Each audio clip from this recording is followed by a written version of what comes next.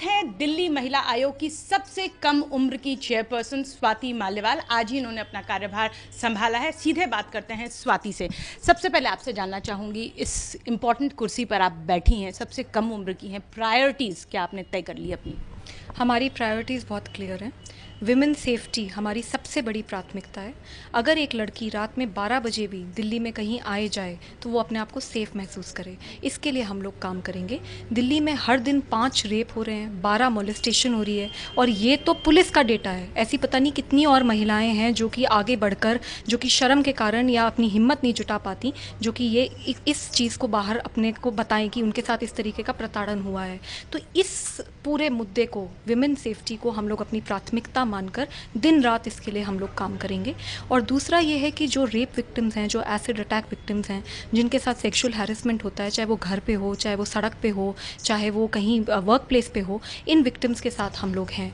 तीसरी प्राथमिकता हमारी ये रहेगी कि जो दिल्ली में बीचों बीच जीबी रोड पे वेश्यावृत्ति खुलेआम चल रही है, इस जटिल समस्या का कोई ना कोई समाधान हम निकालेंगे। तिहाड़ जेल में मुझे बताया गया है कि बहुत सारी महिलाएं ऐसी हैं जो कि अपनी कैद भी पूरी कर चुकी हैं, पर फिर भी वो वहाँ पर अपने बच्चों के समेत हैं, और जो तिहाड़ जेल की महिलाओं की कैपेसिटी है उससे कहीं ज़्यादा महिलाएं वहाँ रह रही हैं। तो वो बहुत ही एक दयनीय स्थिति में रह रही हैं। इसके लिए हम लोग काम करेंगे। लेकिन स्वाति, एक सबसे इम्पॉर्टेंट बात ये भी है कि जब आपको इस पद के लिए चुना गया था तो सबसे पहले आप पर ये आरोप लग रहे थे कि अब, क्योंकि पहले भी यहाँ पे पॉलिटिकल अपॉइंटमेंट्स होते थे, आप पार्टी आई तो ये कहा गया कि नहीं, ये तो अलग पार्टी है, पॉलिटिकल अपॉइंटमेंट्स नहीं करेगी। लेकिन आप परिवर्तन से जुड़ी रहीं, आईएसी से जुड़ी रहीं, फिर ग्रीन पीस चली गई, वापस आई सरकार में।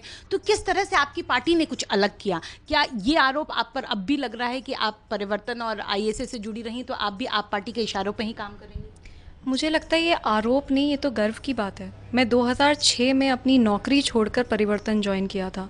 उसके बाद मैं ज़मीन पर, और मैंने वॉलंटियर करा है, मैंने परिवर्तन से कोई सैलरी नहीं ली। मैं एक बात आपको ये बता दूं। एक और इम्पॉर्टेंट आप पे जो आरोप लगा रहे हैं प्रशांत भूषण लगा रहे हैं कि इस जरिए अरविंद केजरीवाल ने एक बार फिर दिखा दिया कि उन्होंने परिवारवाद को किस तरह से अपना रखा है, क्योंकि नवीन जय हिंद और आपके रिश्तों के बारे में वो हवाला दे रहे हैं। मैं प्रशांत भूषण जी की बहुत इज़्ज़त करती हूँ। मुझे लगता है वो सच में उन्होंने बहुत काम करा है इस देश के लिए, और मैंने उनके साथ खुद बहुत सालों तक काम करा है, और पहले उन्होंने मेरा काम बहुत बार सराहा भी है।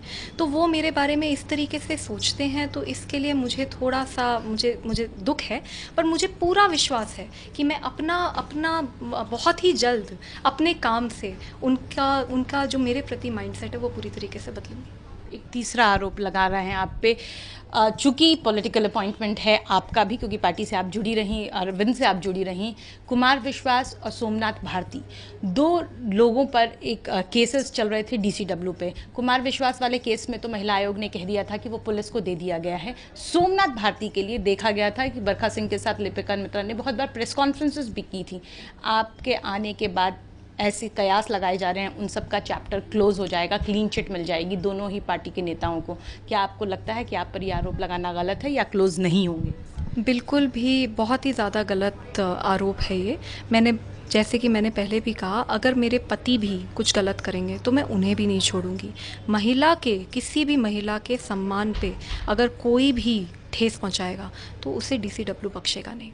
क्या लिपिका को आप दोबारा बुलाएंगी, या फिर जो महिला थी कुमार विश्वास पर जिन्होंने आरोप लगाया था कि सार्वजनिक रूप से आके सफाई दें, हालांकि वो पुलिस में केस चला गया, क्या उन दोनों से आप बात करेंगी? मैं पहले पूरा केस समझूंगी, क्या फाइल पे क्या रिकॉर्ड है, क्या एविडेंस है, उसके बाद मैं निर्णय लूँगी। एक बहुत सी बातें जो कही जा रही हैं उसमें ये भी है कि बहुत कम उम्र की आप हैं।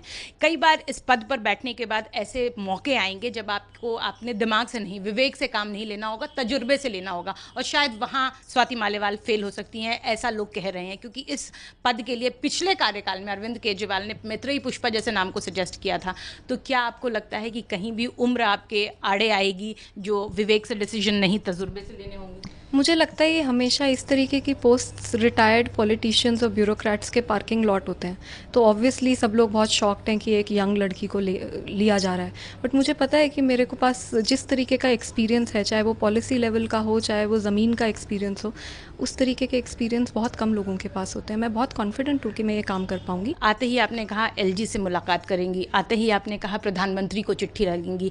जब मैं आपको सुन रही थी तो ऐसा लग रहा था कि केजरीवाल जो कि दिल्ली के मुख्यमंत्री, उनका एक दूसरा रूप बोल रहा है, क्योंकि वो भी चिट्ठियां बहुत लिखते हैं, वो भी एलजी से मुलाकात और मोदी जी से मुलाकात पे बहुत फोकस रखते हैं। क्या आपको, मैं ये मान के चलूं कि उनसे भी आपने बहुत प्रेरणा ली है?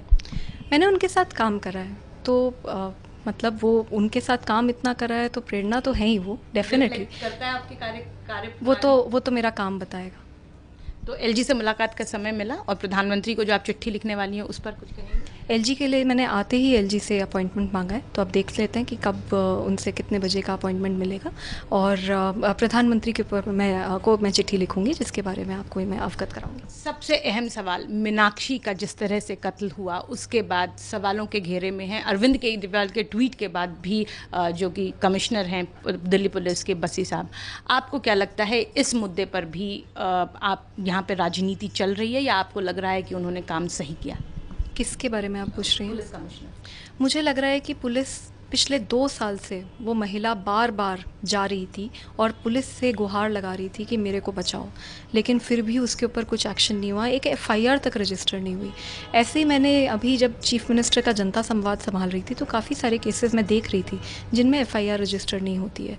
तो मुझे लगता है कि इसके ऊपर हमें डेफिनेटली पुलिस को इसका संज्ञान लेना चाहिए और काम करना चाहिए, और हम लोग पुलिस के साथ मिलकर काम करेंगे कि ये चीज़ सुधरे।